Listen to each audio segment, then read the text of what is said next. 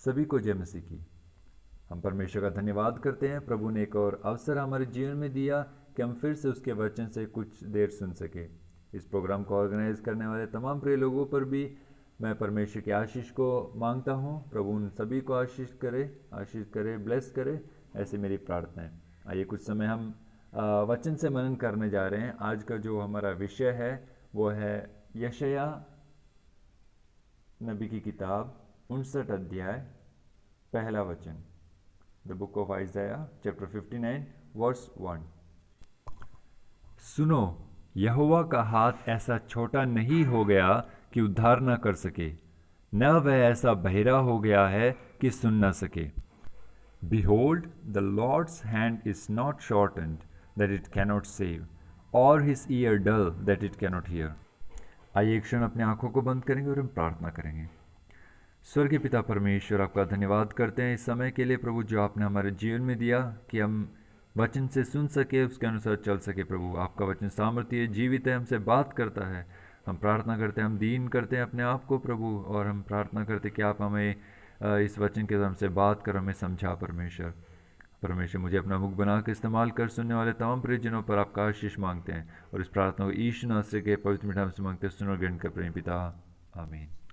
यह संदेश उस समय लिखा गया था जब इज़राइल के काफ़ी लोग बंधुआई में चले गए थे, बेबीलोन की बंधुआई में चले गए थे। और जिस प्रकार हम जब शुरुआत से पढ़ते हैं, बार बार यशायाह प्रभु का दास अपने लोगों को चेतावनी देता है कि अपने बुरे मार्ग से फिरो, परमेश्वर की ओर फिरने का समय आ चुका है, नहीं तो एक बड़ा दंड अपने लोगों पर आने वाला है। लेकिन लोगों ने उस बात को स्वीकारा नहीं, ग्रहण नहीं किया, परंतु उसको तिरस्कार कर दिया। और उसके बाद हम देखते कुछ समय बाद बेबीलोन का राजा आता है और काफ़ी लोगों को बंधुआई में ले जाता है। बंधुआई में काफ़ी समय बीतने के बाद शायद लोगों को ऐसा लगने लगा कि परमेश्वर हमें नहीं छुड़ा पा रहा, या प्रभु का हाथ छोटा पड़ गया, या प्रभु कमज़ोर पड़ गया कि हमें छुड़ा नहीं पा रहा, क्योंकि काफ़ी वर्ष, काफ़ी समय बीत चुका है और हम इस बंधुआई में पड़े हैं। हो सकता है शायद बंधुआई में जाने के बाद लोगों ने प्रार्थना करना शुरू कर दिया होगा, लेकिन उनकी प्रार्थना करने के बावजूद परमेश्वर का कोई काम उनके जीवन में नहीं दिख पा रहा था। ऐसी अवस्था में परमेश्वर का एक संदेश उन लोगों के पास आता है और प्रभु का वचन कहता है कि देखो, परमेश्वर का हाथ ऐसा छोटा नहीं हो गया कि वह उद्धार ना कर सके, न वह ऐसा बहरा हो गया है कि सुन ना सके। अब देखने की बात यह है कि क्या शुरुआत से ही परमेश्वर काम नहीं करता था? क्या शुरुआत से ही परमेश्वर सुनता नहीं था? कुछ वचनों को आइए हम मनन करेंगे, एक दो बातों को देखेंगे। क्या हमारा परमेश्वर शुरू से ही कभी कोई काम वगैरह नहीं करता था? क्या लोगों की प्रार्थना नहीं सुनता था? क्या एक वचन मेरे साथ आप निकाल सकते हैं, निर्गमन की किताब 15 अध्याय उसका 6वां वचन।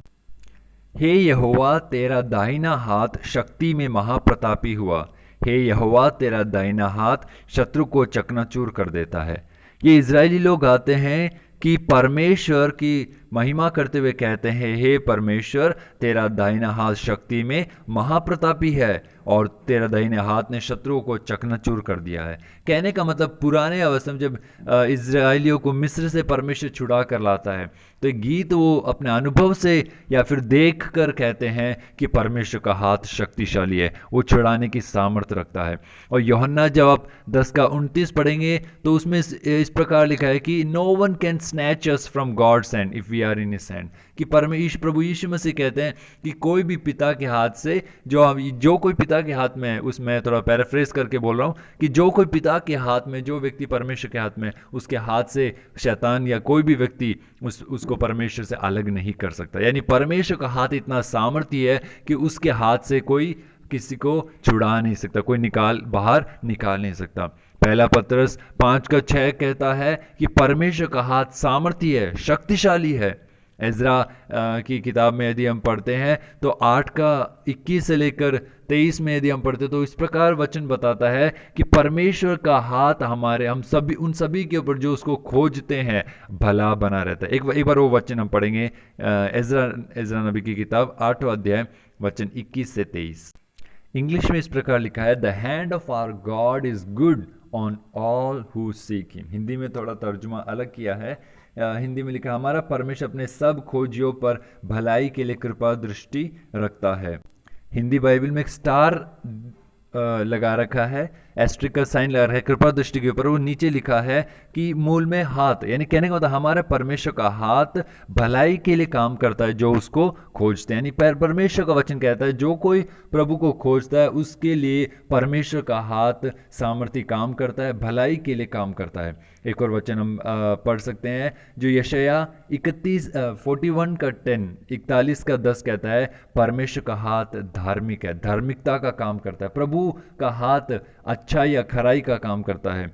साम्स भजन संगीता 89 का 13 कहता है तेरी भुजा बलवंत है, तेरा हाथ शक्तिमान और तेरा दाहिना हाथ प्रबल है। यानी परमेश्वर का हाथ के विषय में वचन क्या कहता है कि परमेश्वर का हाथ बलवंत है, शक्तिमान है और तेरा दाहिना हाथ प्रबल हुआ है, प्रबल है। वो सभी बातों के ऊपर सामर्थ रखने वाला ऐसा एक परमेश्वर के विषय में बताता है, प्रभु का हाथ के विषय में कहता है। उसी प्रकार भजन संगीता 63 के 8 में यदि आप पढ़ेंगे तो उसमें वहाँ पर लिखा है अपने दाहिने हाथ से मुझे तू थामे रखता है, यानी परमेश्वर का हाथ हमें थामे रखता है। ये सब जो वचन हम पढ़ रहे हैं कोई काल्पनिक घटनाओं को नहीं पढ़ रहे हैं, लेकिन परमेश्वर के दास दासी जब विभिन्न परिस्थितियों से होकर गुजरे तो परिस्थितियों से बाहर आकर जब देखते हैं तो इस बात की गवाही देते हैं कि परमेश्वर की भुजा बलवंत है, परमेश्वर का हाथ शक्तिशाली है, परमेश्वर का हाथ प्रबल है, परमेश्वर के हाथ ने हमें अभी तक संभाले रखा है। आप और मैं भी अपने जीवन में गवाही दे सकते हैं प्रभु के हाथ ने हमें अभी तक संभाला है। हम कहते हैं प्रभु ने हमें संभाला है, एक कहने के दूसरा तरीके के प्रभु के हाथ ने, प्रभु के सामर्थ्य हाथ ने हमें संभाल के रखा है।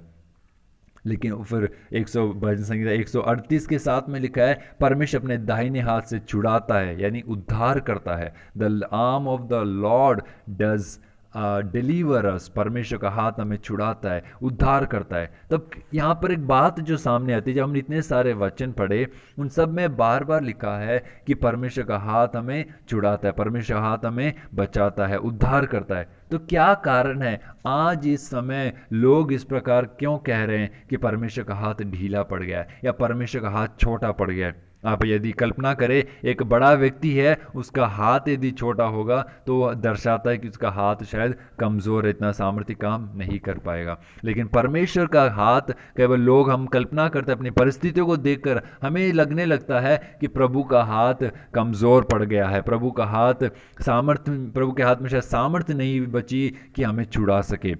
और इतना ही नहीं, यशाया 49 का 14 यदि आप पढ़ेंगे, एक बार आप लोग पढ़ सकते हैं यशाया 49 का 14।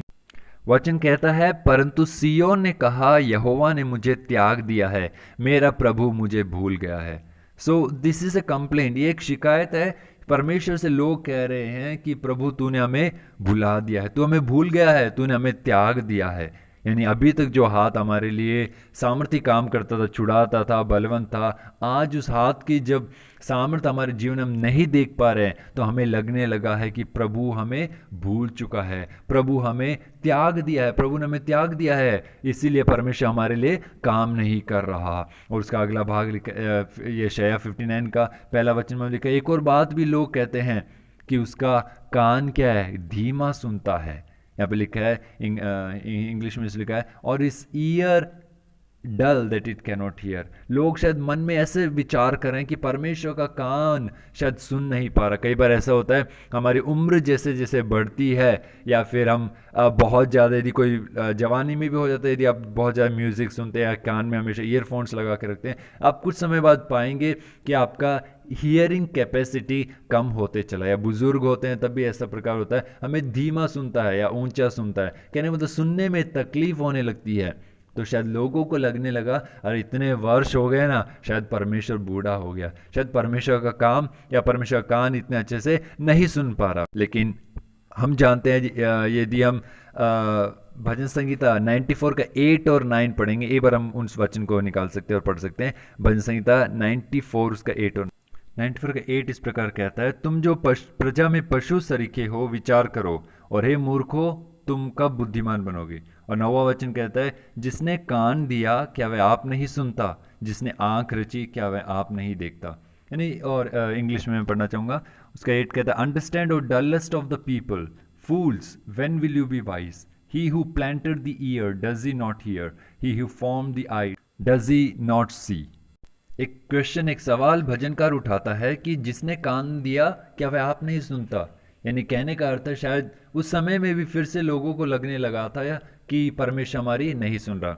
एक ऐसा सवाल है प्रिय जी, बार बार आप और मैं भी शायद अपने जीवन में पूछते हैं, परमेश्वर नहीं सुनता, परमेश्वर सुन नहीं रहा, प्रभु काम नहीं कर रहा। आज किस प्रकार अभी हाल में सुना गया था कि कुछ लोग कह रहे हैं कि ईश्वर सो रहा है, अभी ईश्वर को सोने का समय है, इसलिए भारत में ऐसी परेशानी, दुनिया में ऐसी परेशानी रही है।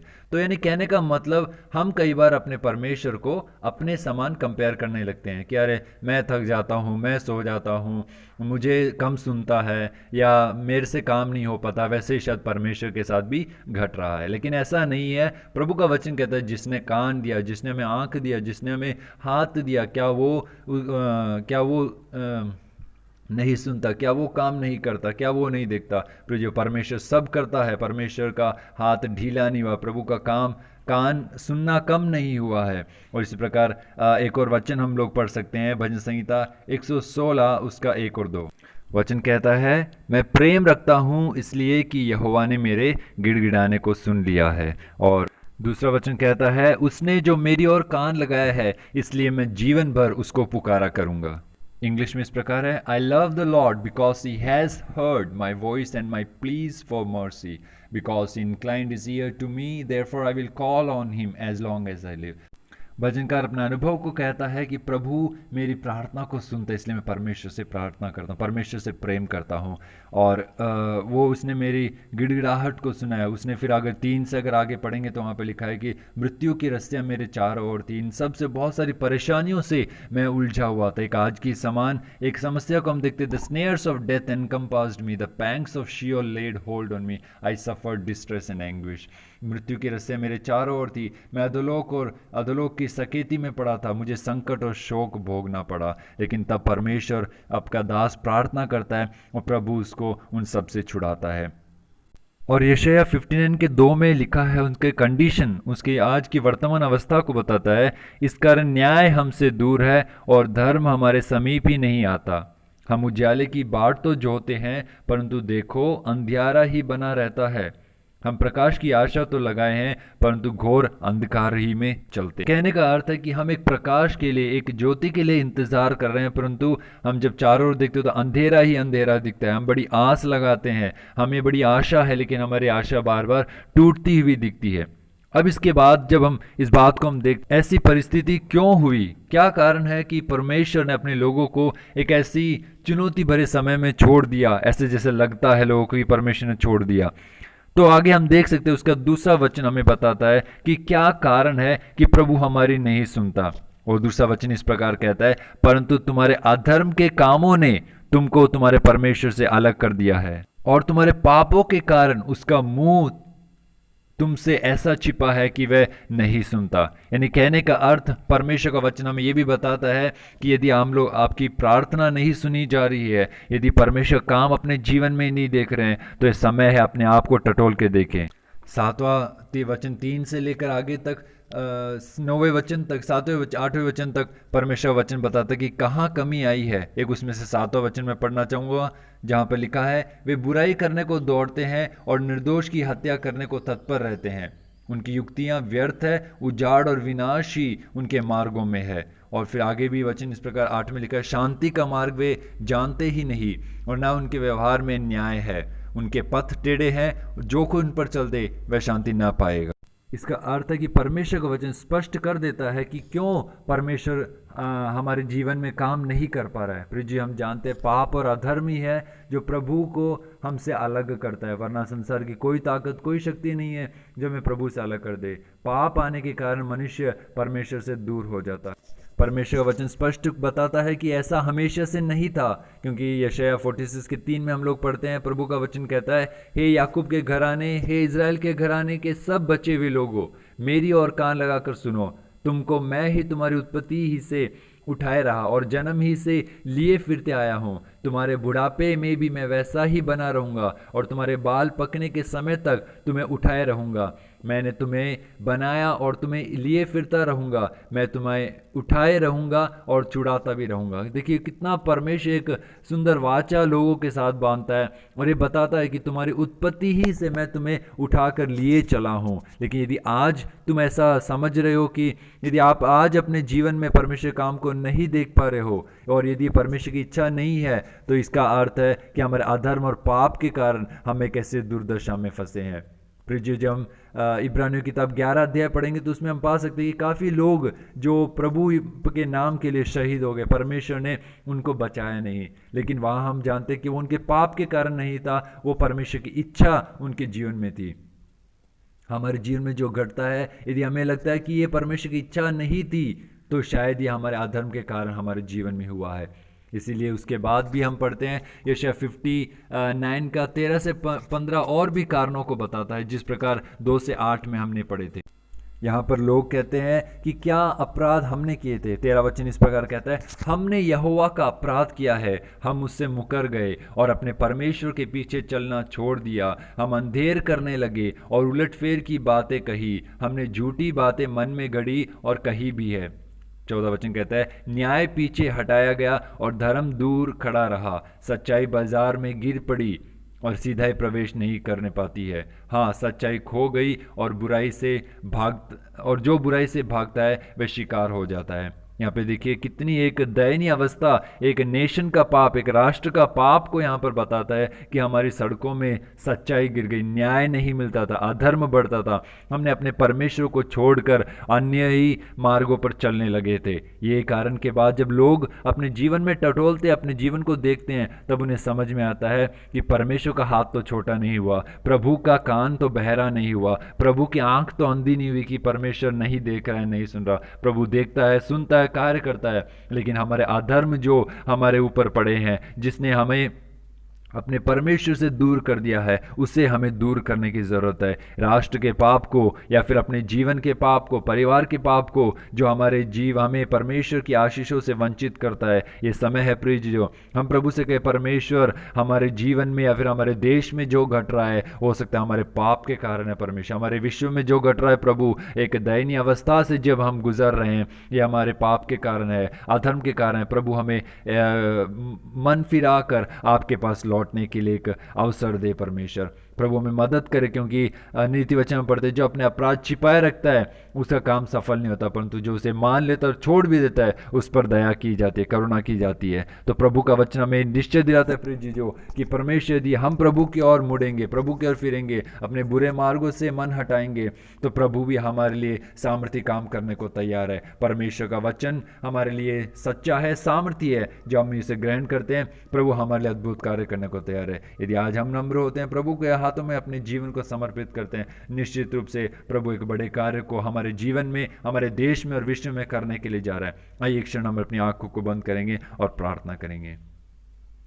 स्वर्गीय पिता परमेश्वर, धन्यवाद करते हैं इस समय के लिए प्रभु जो आपने हमारे जीवन में दिया। जिस प्रकार हमने आपके वचन को पढ़ा और समझा परमेश्वर, जो हमारे जीवन में घटता है प्रभु, यदि आपकी इच्छा नहीं है तो शायद हमारे पाप के कारण है प्रभु। उन सब पापों से अपने मन को फिराने के लिए, आपके ओर मुड़ने के लिए, अपने जीवन को सही करने के लिए, अपने राष्ट्र को सही होने के लिए प्रभु आप मदद कर कि न्याय फिर से पाया जाए, धार्मिकता हमारे देश में पाई जाए प्रभु, सच्चाई हमारे बाजारों में, हमारे सभी घरों में प्रभु जी, देश में पाई जाने के लिए हम प्रार्थना करते हैं। बीते समय जो अपराध पाप का स्तर जो जीवन में बढ़ा था प्रभु, उसमें से प्रभु जी मन फिराने के लिए सबों को मदद कर, आप अनुग्रह कर आशीष दे। ये वचन सुना हुआ वचन सबों के लिए आशीष का कारण होने कृपा कर प्रभु। आपके दास उपू भाई को भी और तमाम प्रिय लोग जो इनसे जुड़े हैं, ऑर्गेनाइज कर रहे हैं, उन सभी को आशीष दे। आपने ऐसा किया, धन्यवाद। आपने हमसे बात किया, धन्यवाद। आपके पवित्र नाम को हम धन्य कहते हैं। इस प्रार्थना को यीशु के नाम से मांगते हैं, सुन और ग्रहण के प्रेम पिता, आमीन आमीन। God bless you. Thank you.